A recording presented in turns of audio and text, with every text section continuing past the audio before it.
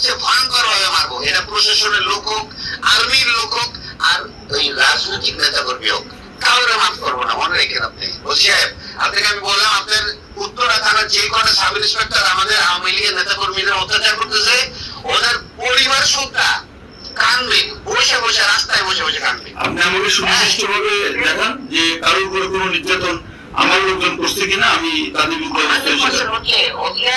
শোনেন, আমরা কোন অত্যাচারিত হয়ে আপনার মতো একজন ম্যানেজারকে ফোন করে এই রাত 1টা বাজে আপনাকে ফোন করে এত ডেসপারেটনেস কথা বলতেছে, আপনি বুঝতে পারতেছেন না আমাদের ওয়ালে কতটুকু পিঠ থেকে গেছে।